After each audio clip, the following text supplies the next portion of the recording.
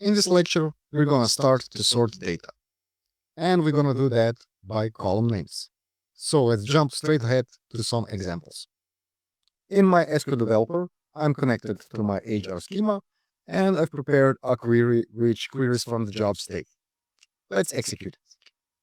So I'm fetching the job title, the minimum salary, and the maximum salary for a particular job.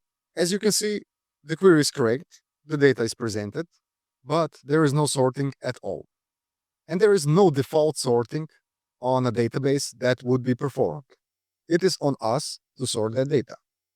And we are doing that by the order by clause.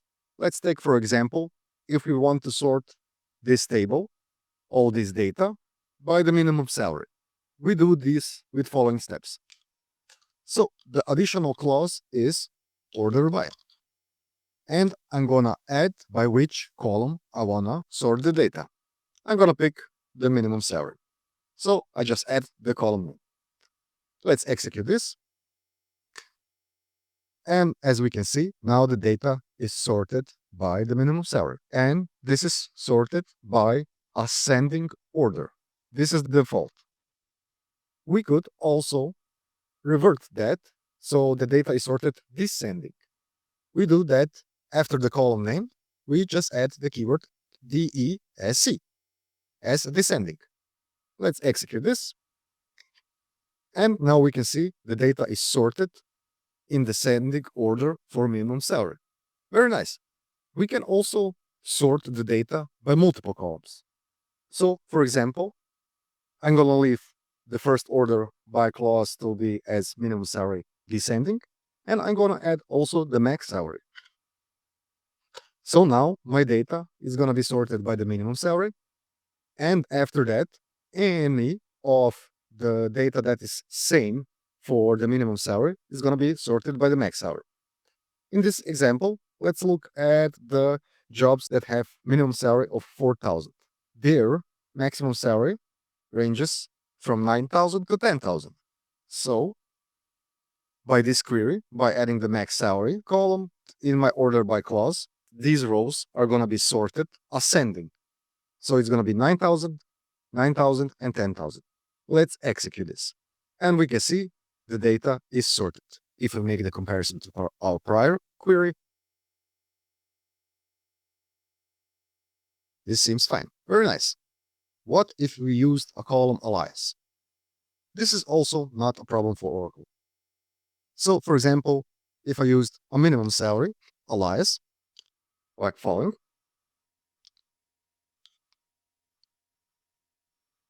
the query will still work because the database will know to search by the minimum salary column as min salary. So the query still works, but I could also use the alias. So let me replace the min salary column name with its alias. Let's execute this, and the query returns the same values. Nice. In our order by clause, we can also use expressions.